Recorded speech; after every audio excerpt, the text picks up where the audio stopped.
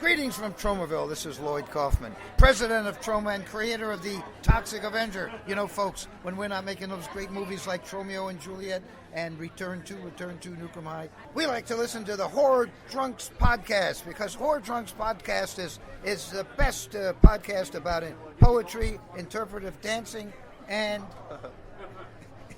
Walt Whitman. You're listening to the Horror Drunks You're listening to the Horror Drunks podcast. This is John Russo, screenwriter of Night of the Living Dead and many other movies and books, and this is just a great station that you should listen to. So tune in, and if you don't, I'll come and I'll kill you. Hey man, thrill me. You better watch shit. Watch. Hey, better tune in to Horror Drunks podcast, or I'm coming after your asses, wherever you are.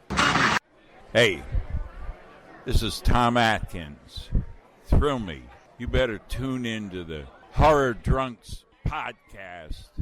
It's Miller time, baby.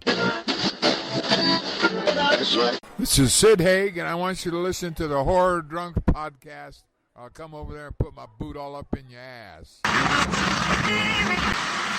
This is Julian Sands, and I want you to listen to the Horror Drunks podcast.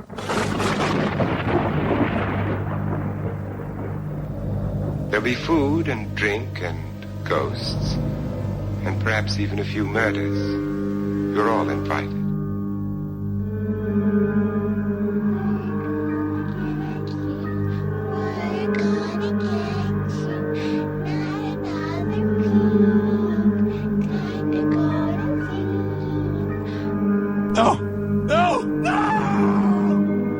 You think that when you die, you go to heaven.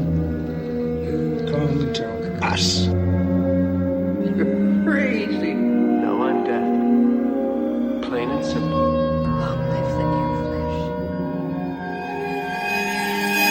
Got good news and bad news, girls. The good news is your dates are here. What's the bad news? They're dead. Your father raised my son!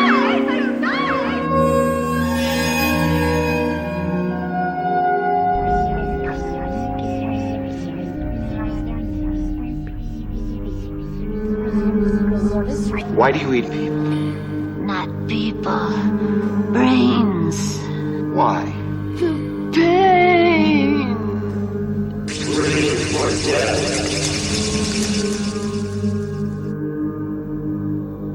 What do we do? Why don't we just wait here for a little while? See what happens. This is the Horror Drunks podcast, and this is our Vincent Price episode. Vincent Price. Randy loves Vincent Price I do. more than anyone that ever existed, almost. I don't know. That's kind of an exaggeration, probably, but I'm a really big fan of his work. And just of him as a person. He was just like an interesting, cool... Yeah, no, he's like... He's an auteur. A big proponent of the arts. Yeah, just an auteur, Renaissance man, writer, painter, cook... Yeah, he's a cook. He wrote cookbooks and shit. Wine aficionado. He's a man of many traits. Yeah. Like Scott. Scott's a writer, a podcaster, and a janitor. And a bass player for 2 weeks. He played bass for 2 weeks. So. No, it was like a year and a half, goddammit. But 2 weeks of practice. Just because you had a bass and said that you played bass for a year and a half doesn't mean that you... I used to be able to read notes and shit like that. Tab. No, I read notes. Oh, you did? Okay. Yeah. I never even... this is off topic. I never got into music notes. I knew how to do tab, and then everything that I play now is just within casual reach. That's how I approach music. Actually, that's not true. I'm into those weird, stretchy chords. I started off with tabs, and then I started learning actual notes. I had to teach myself to read music in band class in, grade 7. Because no one would teach you because you're so standoffish? No, just because, I don't know, the teacher... just asked me if she thought I could teach myself, and I said, "Yeah, I'm sure I can." This is awesome. So I want to recap. I want to recap The horror con? Yeah, the horror con. We tried to do a recap. If you listen to, we had 62 listens, maybe 63 by now. Who knows? We had some downloads. That's fine. 18 downloads? It was fun. Something like that. Who cares? Yeah, I'm not going to give out my numbers. It's like 80 people. Yeah. 80 out of 7 billion. 7 billion? In the world. Oh, I thought you meant out of our followers. No, I don't. What do we have? Like, wait a minute, man. Followers? So that's like a percentage of listens and downloads from how many people liked our page. Only like 30%, not even 30% have listened. You fucking douchebags. Yeah, why are we even doing this? I know why we're doing this. We're doing it because it's fun. No, fuck fun. You know, after this, I'm just going to go home and sit there. It's not like I have anything better to do on a Saturday. I'm sorry. Who cares? Why did you bring that up? I have plenty of shit to do. I get to work. Yay. So I just want to start off right off the bat because when I did it was a quick edit job.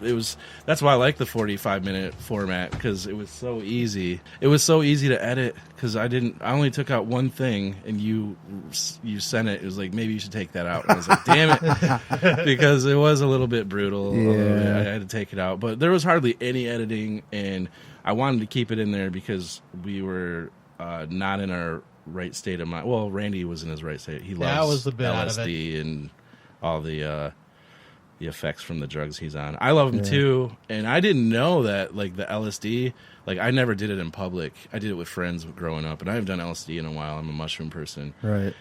And it was actually cool. Oh yeah, acid in public. And you definitely seemed like you were kind of like freaking out a little bit when we went to the after party, just because you were like not wanting to go inside. No, I couldn't go inside because I fucking left my wallet. Well, no, you ran across the street, then you came back, and then you're just like, no, let's not go inside. You met up with Zach because and all Cass. the fucking celebrities gone, and then there was like I thought there was gonna be like some metal bands, but it was just shitty music, and I was like, I don't want to do this. But I was still around a lot of people, and it wasn't. I primarily do acid when I go to concerts now. That's like basically the only time I ever do it. But I have to apologize because I came off like such a douchebag ripping on Matthew Lillard, and I know why I did it because I had this girlfriend way back in the day, and this dude, her brother's friend, we were at Cedar Point, and he said he looks just like Matthew Lillard, and he said something to the effect like she's got low standards, obviously. Whatever. Wow. Jeez, Ken holds a grudge. Yeah, so Matthew Lillard comes along, and then fucking he looks like him, and I just didn't like him. And he was actually, when I walked by his table, he was being cordial and really fucking he was open just to being people. fun. He was being a nice guy, so I apologize if I come off like a douchebag. That was so stupid. But I was like high as fuck. And well, it's not like Matthew Lillard has ever done anything good. I like Hackers. Been good in anything. Hackers is stupid. You're stupid. SLC Punk was SLC Punk is fine, but it's not like he's good in it. Yeah. I don't want to keep bashing him. I just want to clear it up. That I was being the douchebag. Say something nice about one of his performances. Well, you don't have to say anything nice about his performances. No, you can just fine. Say it for the person. Let's think of a really, really good Matthew Lillard performance, and you talk about it and say what you like about it. I'm gonna get bashed for this, but I liked him in Scream. Shut up. All right. Well, I came off like a douche. Anyways, we're going back in September for sure. It depends on the guests, I guess. Well, I mean, I'm going to go back. All right. Regardless. It'll be fun no matter what. In the Comic-Con, I want to go in a couple weeks, but I'm not sure if I can pull that off. Just because I want a couple more intros. I don't think it's going to be worth it. I can't believe I didn't get a picture with Tom Atkins. What the fuck is wrong with me? Yeah, we totally... Oh, and then there was another thing we didn't mention on the podcast. Later on, while we were standing outside, Tom Atkins walked by. Didn't recognize you. And I was like, hey, Tom. And then he turns around and walks back to us. He's like, better listen to you that better podcast. listen to that podcast, or I'm going to... And I was actually like, motherfucker, we do the... Of course we're going to... Whatever. But no, he was really cool. And he was... Tom Atkins cool. And a lot shorter than I thought he was going to be, though. Tom Atkins was fucking way cool, and Lloyd Kaufman was way cool. I was most excited about John Russo, but at the end, after he took my money and did the thing, I went to show him my Return of the Living Dead. And he didn't remember you at all. No, it wasn't that. I went to show him my Return of the Living Dead tattoos, and he turned around and started eating. Did you notice that? I got tattoo snubbed by Tom Savini. He was just kind of like a dismissive, not cool person at all. Like this woman was sitting next to him, and she was just kind of like rolling her eyes the whole time that I was talking to him, just like right at me.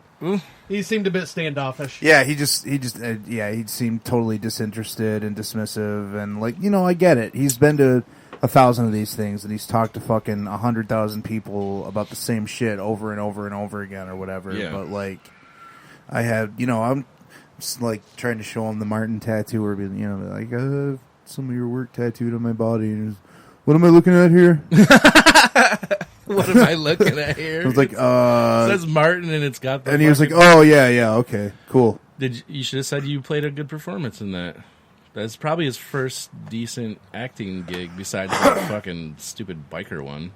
Yeah, I tried to compliment him on a couple of things, and he was just like, yeah, yeah, oh, yeah, Yeah, because when I went to the Comic-Con and I met him there like a couple years back, he was nice, but like I said, that's because I also paid him to get a picture and autograph and all that. Yeah, that's what it is. It's money. They don't do this shit for free, Scott. Why would they fucking hang That's around? not true at all, man. I had like a really long, pleasant conversation with Dee Wallace. I'm talking about Tom Savini. Oh, well. Yeah, because I was going to say even Sid Haig was taking pictures of people for free and Yeah, stuff like that. Sid's cool and approachable. Because he's done acting. There's no way he's going to... Never mind. Oh, there's another thing that happened that night. It was very interesting to me. And a couple of Zach and Cassie showed up. It was very interesting. We're outside smoking weed. This girl's talking. Randy knows her from concerts and just whatever, just hanging around. Right. And he had no idea that's Sid Haig's granddaughter. She And then we're freaking out, like Randy's like talking to, he knows her. We're like, what? And he had no idea that She'd never mentioned it to me before. It was kind of fucking weird to me. I just always see her at like metal shows in Detroit and whatnot. It was really cool. The whole experience, if I gave it a movie review, I'd give it a 9. Yeah, I mean, I love HorrorCon, and if I was sober, I'd give it a 7. Seeing celebrities and doing drugs and spending money, but like there are too many people. It's really, really cluttered and really I'm hoping they expand it. But the experience, that aside, is always very, very. Where does it rank in the other ones that you went to? This has been the coolest one so far. And Romero was never at the other ones. I got my coolest swag at this one. I met the coolest people at this one. I got to thoroughly embarrass myself in front of Cheryl Lee and like forget lines from Twin Peaks Fire Walk with Me, and that was pretty hilarious to stay next to her. And like I think I creeped her out because like she was like, "Oh, what picture would you like?" And I was like, "I want the one of you dead wrapped in plastic." Yeah. And but that's a line from the show. That's like one of the first lines of the first episodes of Twin Peaks is Jack Nance going, "She's dead, wrapped in plastic." But she might not have heard that in a while, and she's looking at a guy like you who looks like how you look. Yeah, I definitely your eyes dilated, and I think I you were all drugged up. I did consider the fact that I looked like a drug feed, and I was probably sweating heavily. I was, visibly nervous because it's Cheryl Lee. Yeah, I was gonna say I think that's the most nervous I've ever seen you like with a celebrity. But like I went back later and I remembered the quote, and she wrote it on the picture, and she was really pleasant. She she wouldn't do the intro thing, but she said she gave me a totally believable and decent excuse. Yeah, I don't know. She could at least said your name, like, "Hey, Randy, Ken, and Scott are cool." It's not about her saying my name; it's about her saying her name. She can't lend her name to anything right now because of Twin Peaks. Did you pay for that? What? For her? Yeah. Okay. Yeah. Did we get any freebies besides the... We didn't get any freebies. Oh, we got the Julian Sands freebie, right? No, I paid. I got you an did? autograph from him that too. Son of a bitch. What about Lloyd Kaufman? Did you guys pay for that? No, we didn't pay for shit. That's why he's the coolest. And plus, I'm Sid Haig and like Atkins probably would have done it for free, I think. Right, yeah. I would have just felt bad asking for free. Yeah, I don't want to be that guy. Sid was offering free autographs if you just bought something. Right. Yep. Like $20 or something. And I was saying Lloyd Kaufman was doing free autographs if you brought anything Troma in. Oh, no, it was free photo op. That's what it was. Free photo op. Yeah. Well, everybody was doing free pictures. Like, if you got an autograph, you automatically got a picture. I don't know about Russo, though. I'm not disappointed, and he was really funny. But at the end, he just didn't want to see my tattoos. I showed him, and I was like, "Hey, dude, I got tattoo snubbed by Tom Savini." Yeah, but I even told him, I was like, dude, you started off my love for horror almost with Return of the Living Dead. And he's like, I feel sorry for you. I was like, no, I'm fucking proud of how much I love horror movies. And I still don't necessarily believe that Romero recognized my Martin tattoo. He did. He looked at it. No, I was going to say, like, with my Tom Savini story, I got kind of snubbed just telling him, like, yeah, so I heard you on the podcast.